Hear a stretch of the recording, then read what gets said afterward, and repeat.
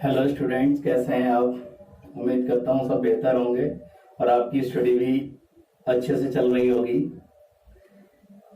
हमारा fourth chapter continue चल रहा है और हम फोर्थ चैप्टर में आज पढ़ेंगे सर्कुलर मोशन। जैसा कि आप देख पा रहे हैं सर्कुलर मोशन लिखा हुआ है यहाँ पर। तो सर्कुलर मोशन क्या होती है? कोई भी ऑब्जेक्ट जब किसी सर्कल के अलोंग मोशन करता है, if a particle moves on a circular path then its motion is called circular motion। ये इस तरह की मोशन होती है, जैसे ये पाथ है सर्कुलर पाथ, तो कोई पार्टिकल अगर इस तरीके से मोशन कर रहा है तो इसकी जो मोशन होगी वो सर्कुलर मोशन होगी। जैसे मून अर्थ के अराउंड मोशन करता है तो मून की जो मोशन हुई वो सर्कुलर मोशन हुई। इलेक्ट्रॉन है वो न्यूक्लियस के अराउंड सर्कुलर मोशन करता है। अगर हम कोई स्टोन लें और उसको किसी थ्रेड में बांधकर इस तरीके से घुमाएं तो जो मोशन होगी स्टोन की वो भी सर्कुलर मोशन ही होगी। The circular motion can be classified into two types. Circular motion को दो टाइप्स में क्लासिफाइड किया जा सकता है। पहला टाइप होता है यूनिफॉर्म सर्कुलर मोशन और दूसरा टाइप होता है non uniform circular motion. Uniform circular motion में जो स्पीड होती है पार्टिकल की वो कांस्टेंट रहती है। तो हम इसे ऐसे कह सकते हैं, when the speed of object in a circular path is constant the motion of the particle is called uniform circular motion. और नॉन यूनिफॉर्म में क्या होगा? नॉन यूनिफॉर्म में स्पीड जो है वो कांस्टेंट नहीं होती, यानी कि उसकी स्पीड जो है टाइम के साथ वेरी करती है। तो हम यहाँ पर मोस्टली केसेस जो स्टडी करेंगे वो यूनिफॉर्म सर्कुलर मोशन के केस स्टडी करेंगे। सर्कुलर मोशन की कुछ टर्म्स हैं। सर्कुलर मोशन के बारे में और ज्यादा जानने के लिए हमें वो टर्म्स पता होनी चाहिए। सबसे पहली जो टर्म्स है वो है एंगुलर डिस्प्लेसमेंट। अब हमने अब तक जो मोशन पढ़ी, लीनियर मोशन पढ़ी थी, तो लीनियर मोशन में हमने क्या पढ़ा था? डिस्प्लेसमेंट पढ़ा था, हमने वेलोसिटी स्टडी किया, हमने एक्सेलरेशन स्टडी किया।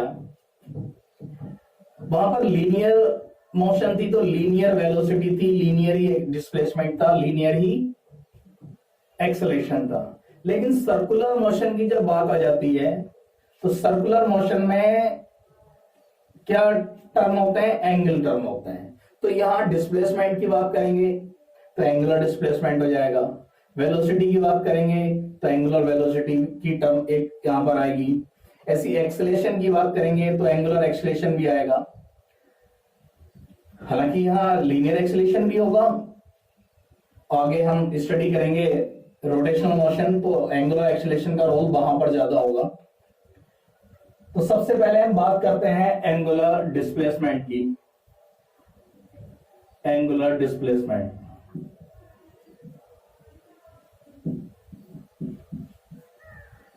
suppose a particle moves on a circular path of radius r। कोई पार्टिकल है जो r रेडियस के सर्कुलर पाथ पर मोशन कर रहा है, यूनिफॉर्म सर्कुलर मोशन। सपोज ये सर्कुलर पाथ का डायमीटर है, इसको हमने रेफरेंस लाइन मान लिया और स्टार्टिंग में पार्टिकल यहां पर है और पार्टिकल आफ्टर टाइम t यहां पहुंच जाता है, पॉइंट ए पर है मान लिया, पॉइंट बी पर पहुंच जाता है। तो पार्टिकल को सेंटर से मिलाने वाली जो लाइन है उस लाइन ने कितना एंगल टर्न कर लिया? थीटा। तो यही एंगल है एंगुलर डिस्प्लेसमेंट। तो हम डिफाइन कर सकते हैं, इसको ऐसे डेफिनेशन दे सकते हैं, the angle turned by a body moving on a circular path from some reference line is called angular displacement. अगर एंगुलर डिस्प्लेसमेंट के लिए हम इसे थीटा से रिप्रेजेंट करते हैं, फॉर्मूला निकालना चाहें तो देखेंगे हम ये एक आर्क है और मान लिया ये डिस्टेंस एस ट्रेवल हो गई टी टाइम में। तो क्या पढ़ा है हमने? मैथमेटिक्स में पढ़ा हुआ है एंगल इज इक्वल टू होता है आर्क अपॉन रेडियस, और रेडियस कितनी है पाथ की? आर। तो यहाँ पर एंगुलर डिस्प्लेसमेंट निकाल सकते हैं theta is equal to S upon R, और इसका जो यूनिट होती है वो होती है रेडियन। रेडियन नेक्स्ट जो टर्म है नंबर 2, वो टर्म आएगी angular velocity. Angular velocity, angular velocity क्या होती है? जैसे लीनियर वेलोसिटी हमने क्या पढ़ी थी? लीनियर वेलोसिटी पढ़ी थी हमने, the time rate of change of displacement. Displacement के चेंज का जो टाइम रेट होता है वो कहलाता है, उसे हम कहते हैं लीनियर वेलोसिटी। लेकिन यहां पर किसका टाइम रेट लेंगे हम? एंगुलर डिस्प्लेसमेंट का, क्योंकि हम यहां एंगुलर वेलोसिटी की बात कर रहे हैं। तो the time rate of changes of angular displacement is called angular velocity, या हम ऐसे भी कह सकते हैं the rate of change of angular displacement is called angular velocity. Angular velocity को हम ओमेगा से रिप्रेजेंट करते हैं। Suppose delta T time interval में ये डेल्टा थीटा एंगल मूव करता है पार्टिकल, तो यहां से एंगुलर वेलोसिटी कितनी हो जाएगी? Displacement upon time interval. If time interval is very small, अगर टाइम इंटरवल बहुत छोटा हो तो ये जो angular velocity instantaneous angular velocity होगी, और इसे हम लिख सकते हैं, लिमिट लगाकर लिखते हैं डेल्टा टी टेंड्स टू 0, जैसे हमने लीनियर वेलोसिटी में पढ़ा था। तो ये delta theta upon delta T हो जाएगा, और ये हो जाएगा कैलकुलस फॉर्म में कितना लिखेंगे हम? D theta upon D T. तो यहां से भी डेफिनेशन बनती है D theta upon D T, याद करने के उद्देश्य से रख सकते हैं याद। ये डी अपॉन डी टी क्या होता है? The rate of change of angular displacement is called angular velocity, और इसकी यूनिट होती है, इसकी यूनिट रेडियन पर second. Angular displacement, angular velocity, same angular acceleration भी है, आगे बढ़ेंगे हालांकि रोटेशनल मोशन वाले चैप्टर में, फिर भी हम याद रख सकते हैं एंगुलर एक्सेलेरेशन को। The rate of change of angular velocity is called angular acceleration. जैसे लीनियर एक्सेलेरेशन था, सेम एंगुलर एक्सेलेरेशन होता है। लीनियर वेलोसिटी हमारी होती है v, और एंगुलर वेलोसिटी होती है हमारी ओमेगा। इन दोनों में रिलेशन चाहिए हमें, इस रिलेशन की बहुत आवश्यकता पड़ेगी हमें आगे चलकर। क्या रिलेशन होता है लीनियर वेलोसिटी और एंगुलर वेलोसिटी में? बहुत आसान है, निकाल सकते हैं हम। Suppose a particle is moving on a circular path of radius r, O be the center of the path. Speed of particle is v, linear speed की बात कर रहे हैं, linear speed v है। After time interval t, particle moves from A to B and angular displacement is theta. Distance traveled by particle is s. Time interval T में particle A से B तक पहुंच जाता है, एस डिस्टेंस ट्रेवल करता है, और एंगुलर डिस्प्लेसमेंट उसकी है थीटा। तो यहां से हम थीटा इज इक्वल टू निकालें, कितना होता है angular displacement? Theta is equal to S upon R.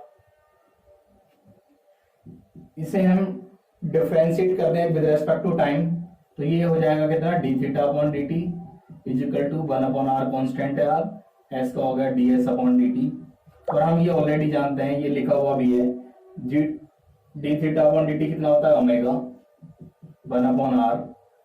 D S upon D T क्या होता है? ये है लीनियर डिस्प्लेसमेंट एस, तो ये हमने पढ़ा ऑलरेडी, ये लीनियर स्पीड हो गई यहाँ पर v, तो v इज इक्वल टू कितना मिला हमें? r omega. वेक्टर फॉर्म में भी लिख लेते हैं हम इसे, v vector is equal to omega cross r होता है, v vector is equal to omega cross r।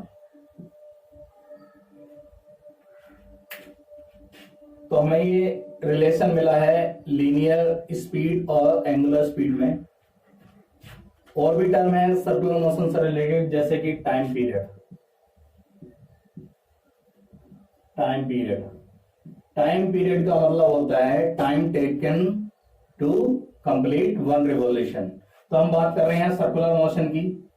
तो ऑब्जेक्ट को एक पूरा रिवॉल्यूशन कंप्लीट करने में जो टाइम लगता है उस टाइम को कहते हैं हम टाइम पीरियड, और इसे रिप्रेजेंट करते हैं टी से।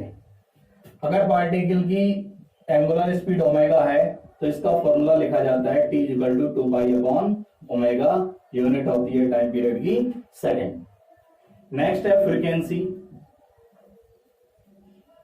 फ्रीक्वेंसी फ्रीक्वेंसी का मतलब है यूनिट टाइम में जितने रिवॉल्यूशन करता है ऑब्जेक्ट, यूनिट टाइम में, यूनिट टाइम मीन्स यहाँ 1 सेकेंड ले सकते हैं, तो 1 सेकेंड में जितने भी रिवॉल्यूशन हुए, 2 रिवॉल्यूशन हुए, 3, 4, 5 एक्स वाई जेड जितने भी रिवॉल्यूशन होते हैं, जितने भी कंप्लीट रिवॉल्यूशन हो जाते हैं, उस नंबर को कहते हैं हम फ्रीक्वेंसी। इसको एन से रिप्रेजेंट करते हैं और ये होता है ओमेगा अपॉन 2 पाई।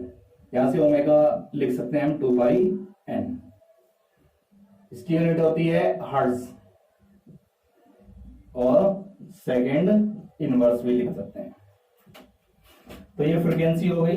नेक्स्ट टॉपिक है हमारा सेंट्रीपेटल एक्सीलरेशन। तो सेंट्रीपेटल एक्सीलरेशन होता क्या है? जब भी कोई पार्टिकल सर्कुलर मोशन करता है तो पार्टिकल पर एक्सीलरेशन लगता है। अब ये डिपेंड करता है मोशन किसकी, सर्कुलर मोशन है या नॉन यूनिफॉर्म सर्कुलर मोशन है। तो हम बात कर रहे हैं यूनिफॉर्म सर्कुलर मोशन की। जब यूनिफॉर्म सर्कुलर मोशन होती है तो केवल एक ही तरह का एक्सीलरेशन लगता है उस पर, और जिसकी डायरेक्शन होती है along the radius towards the centre, centre की ओर रेडियस के अलोंग। तो इस प्रकार के एक्सीलरेशन को हम कहते हैं सेंट्रीपेटल एक्सीलरेशन। तो हम इसे कैसे डिफाइन कर सकते हैं? Acceleration acting on the object undergoing uniform circular motion which is directed towards the center is called centripetal acceleration। जब कोई पार्टिकल सर्कुलर पाथ पर मोशन करता है तो रेडियस के अलोंग सेंटर की ओर एक एक्सेलेरेशन काम करता है, उस एक्सेलेरेशन को हम सेंट्रीपेटल एक्सेलेरेशन कहते हैं। इसके लिए हम डेरिवेशन करेंगे, लेकिन उससे पहले हम पढ़ेंगे centripetal force. Centripetal force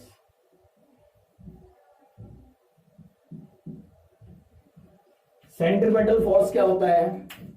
Newton second law कहता है कि F इक्वल टू m में हमने पढ़ा हुआ है कि अगर एक्सेलेरेशन है किसी बॉडी पर तो फोर्स भी होगा। तो जाहिर सी बात है, और फोर्स की डायरेक्शन होती है same direction as of acceleration. जो एक्सेलेरेशन की डायरेक्शन होती है वही डायरेक्शन होती है फोर्स की भी।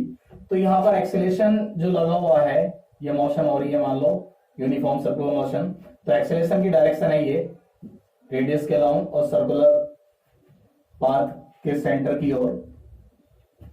तो सेम फोर्स की डायरेक्शन भी यह होगी, और एक्सेलेरेशन है तो फोर्स भी होगा। तो इस प्रकार का जो फोर्स है उसे हम सेंट्रीपेटल फोर्स कहते हैं। हम जैसे डिफाइन किया हमने सेंट्रीपेटल एक्सेलेरेशन को, सेम डिफाइन कर सकते हैं सेंट्रीपेटल फोर्स को भी, कि जब भी कोई ऑब्जेक्ट सर्कुलर मोशन करता है तो सेंटर की ओर एक फोर्स कार्य करता है रेडियस के अलोंग, उस फोर्स को हम सेंट्रीपेटल फोर्स कहते हैं। और सही से अगर डिफाइन करना चाहें तो हम डिफाइन कर सकते हैं centripetal force is that force which is required to move a body in a circular path। Centripetal force is a force which is required to move a body in a circular path with uniform speed। Uniform speed से किसी body को circular path पर move कराने के लिए जो force required होता है उस फोर्स को हम कहते हैं सेंट्रीपेटल फोर्स। और ये पॉइंट बहुत ही मोस्ट इंपॉर्टेंट है, पता होना चाहिए कि अगर सर्कुलर पाथ पर यूनिफॉर्म मोशन हो रही है तो उस पर एक फोर्स होगा, उस फोर्स का नाम है centripetal force. Without this force circular motion is not possible. यानी कि circular motion is possible only and only when the required force is provided to object. अगर ऑब्जेक्ट को उस मोशन को बनाए रखने के लिए जो फोर्स चाहिए वो मिल रहा है, तो सर्कुलर मोशन होगी और उस फोर्स को हम कहेंगे सेंट्रीपेटल फोर्स। इस फोर्स का फॉर्मूला होता है M B square upon R, या एक फॉर्मूला होता है एम आर ओमेगा स्क्वायर। ये लीनियर स्पीड की टर्म है और ये एंगुलर स्पीड की टर्म है। इस फॉर्मूले को हम ड्राइव करेंगे नेक्स्ट लेक्चर में। आज के लिए इतना ही, धन्यवाद, थैंक यू, अपना ध्यान रखिएगा।